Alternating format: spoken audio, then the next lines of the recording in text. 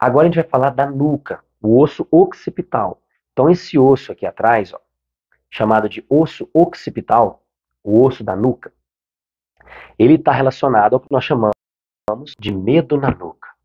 O que é um medo na nuca? O medo na nuca é uma insegurança. É algo que nunca aconteceu comigo, mas eu estou apreensivo, como se fosse acontecer a qualquer momento. E eu gosto de trazer o meu exemplo, que foi muito interessante. Eu tive tanto medo na nuca quanto medo frontal, há muitos anos atrás.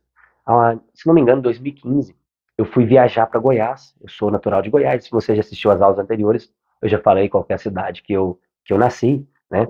Então eu fui lá para casa dos meus pais, e aí eu não gosto de dirigir. E aí eu fui dirigindo. Tive que viajar.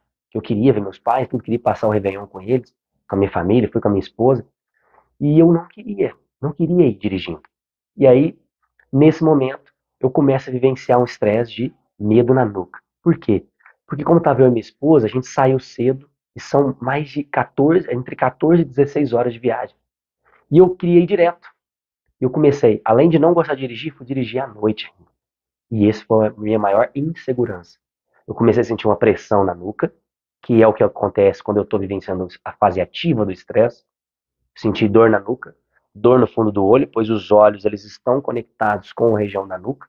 A interpretação da visão ela se dá no lobo occipital, que é nessa região da nuca aqui. Então os olhos estão muito relacionados com essa região. Preciso enxergar.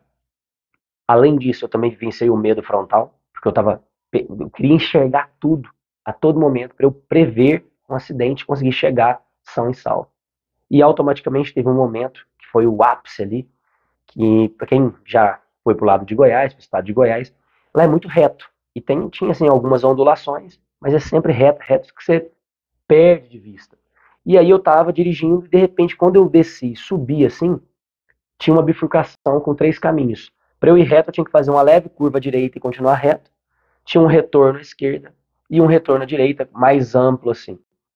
E a hora que eu subi e eu vi aqueles três caminhos ali, eu já virei à direita automaticamente. Eu errei o caminho.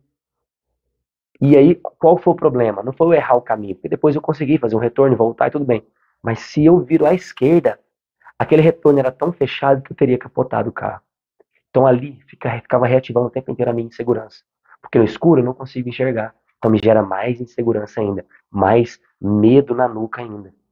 Então eu fiquei com muito medo na nuca. Dor, pressão. Não estava sentindo dor, hein? Isso é um detalhe importante. Durante o estresse você tem pressão na nuca, pressão no fundo do olho, pressão na testa, pressão nos ossos parietais. A fase ativa do estresse do mesoderma novo.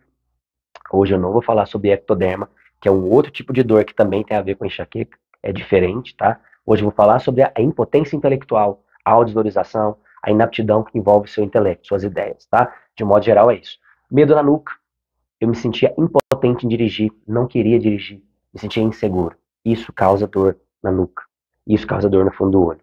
A região frontal eu tinha medo de causar um acidente, medo de ter algum problema. Então tudo isso me causava sintomas que envolvia a região crânio-cervical, tá? Então, isso é o que está associado aí ao que nós chamamos de medo na nuca, tá, pessoal?